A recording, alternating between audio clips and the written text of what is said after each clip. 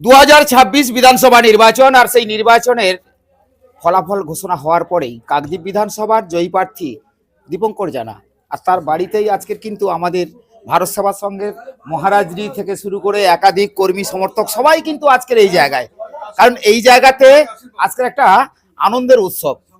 কারণ যেখানে দীর্ঘদিন অপেক্ষা করেছিল, আর যেখানে প্রার্থী সাধারণ মানুষকে যে কথা দিয়েছিল, সে কথা কিন্তু শুনবো আজকের। যেহেতু দাদা ভোটের আগে প্রচুর পরিশ্রম হয়েছে, কথা দিয়েছিলেন, সংকল্প যাত্রা হয়েছে এবং সাধারণ মানুষের অনেক আশা তারা এই মুহূর্তে তো যেহেতু জিতেছেন, এখনো পর্যন্ত সরকার গঠন হয়নি, সরকার গঠন হবে, সেক্ষেত্রে তাদের আশা পূরণ হবে তো? অবশ্যই হবে। যেগুলো তাদের দাবি ছিল সেগুলো আমরা আস্তে আস্তে সব বডি গঠন করার পরে, বোর্ড গঠন হওয়ার পরে আমরা সেগুলো পরিকল্পনা করার পরে যেরকম যেরকম কথা দিয়েছি সংকল্পপত্রের মাধ্যমে সেগুলো অবশ্যই করবো। আয়ুষ্মান ভাবো ও তো আগেই করবো, ওই সার্টিফিকেট নেই তো কারোর কাছে, পশ্চিমবঙ্গে কারোর কাছে নেই, ওরা বাড়ি বাড়ি পৌঁছে দেবো আমরা।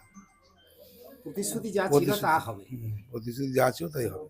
আর এই জেতার পরে আপনার কেমন লাগছে? দেখুন, এ তো আমার জয় নয়, শুধু জয় হচ্ছে খেটে খাওয়া মানুষ, শ্রমজীবী মানুষ, কৃষক মানুষ, সাধারণ মানুষ, মধ্যবিত্ত, উচ্চ মধ্যবিত্ত, সব মানুষ, কাকদ্বীপবাসী যারা ছিলেন সবাইয়ের জয়।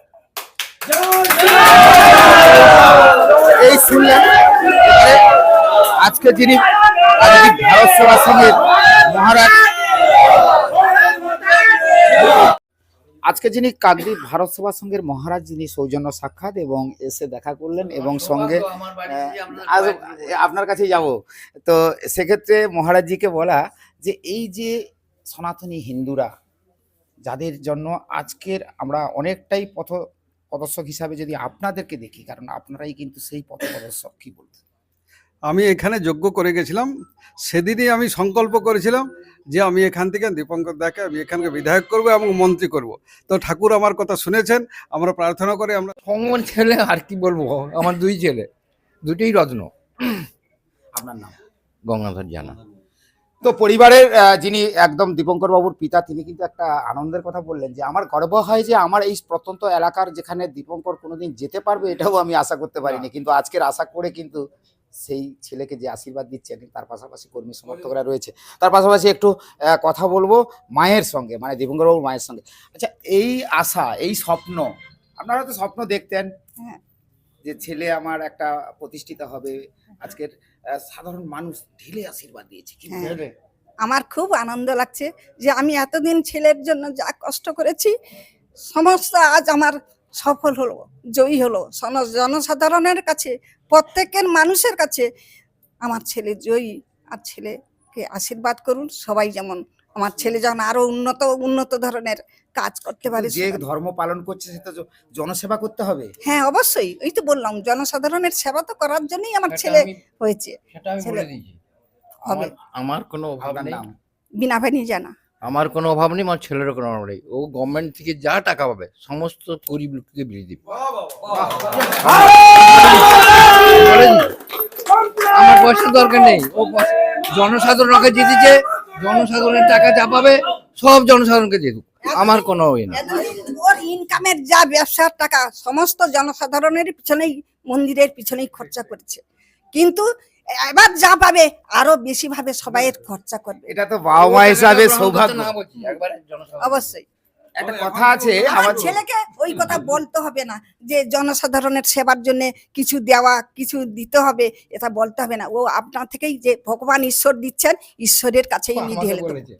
আচ্ছা, একটা কথা ছিল, আমরা জানি যে একটু ছোটবেলা থেকে একটা কবিতা পড়ে আসতাম, যে সেখানে বাবা মারা তারা যেমন এই অন্নপূর্ণা ঈশ্বরী পাটনিতে বলতো আমার সন্তান যেন থাকে দুধে ভাতে। তো সেখানে আপনার সন্তান তো এখন দুধে ভাতেই আছে, আমার কোনো অভাব অনটন নেই, ঈশ্বর আমাকে সেটা যথেষ্ট দিয়েছে। আমার ছেলে বলেছে ঠাকুর দিচ্ছে, ঠাকুর নিচ্ছে, বাবা তুমি কিছু বলিও নি, এই ভাষা আমাকে একদিন বলেছে।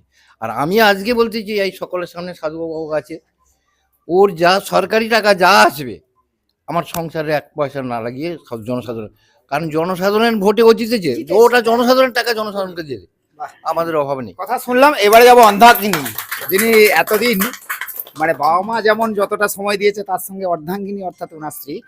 বলছি যে এই যে সময় তো একটা সুসময় আর অবশ্যই। প্রচুর কর্মী সমর্থক যারা আজকের এই ভারতীয় জনতা পার্টির যে সমস্ত কর্মী সমর্থকরা তারা কিন্তু আপনার বাড়িতে প্রতিদিন আসতেন, আপনি আপ্যায়ন করতেন, চা খাওয়াতেন, আমিও আসতাম, দেখতাম সেখানে চা একটা বিস্কুট খেতাম। তো সেক্ষেত্রে এই যে আজকের আনন্দটা কতটা? খুব হ্যাপি, খুব খুশি হয়েছি। আমার স্বামী যে এত কষ্ট এত পরিশ্রম করার পরে এই সাফল্য সবার কাছ থেকে যে পেয়েছে এতে আমি খুব গর্বিত এবং এখন কিন্তু খুশি। জনগণের সেবার জন্য নিয়োগ হয়ে গেল। অবশ্যই এখন করে না উনি, মানে সবসময়ের জন্য জনগণের পাশেই আছে। আপনার নাম? শ্যামলী জানা। অর্থাৎ বুঝতেই পারলেন যারা এখানে দেখতে পাচ্ছেন অনেক কর্মী সমর্থকরা রয়েছে। আর আমি কিন্তু সরাসরি এই কারণে এই ছবিগুলো কেন তুলে ধরছি আপনাদের কাছে, এই কারণেই তুলে ধরছি, দীর্ঘ অপেক্ষায় ছিল। কারণ এখানে যা অত্যাচার ছিল, যারা অত্যাচারিত হয়েছে তারাও কিন্তু বহু বহু কর্মী সমর্থকরা রয়েছে, তাদের কথা তো অবশ্যই আপনাদের পরে দেখাবো। তবে তাদের পরিবারের সঙ্গে কথা বলে যেটুকু দেখলাম যে সত্যি সমাজের কাজ করার জন্য কিন্তু তাদের পরিবারই চাইছে। সবাই ভালো থাকবেন।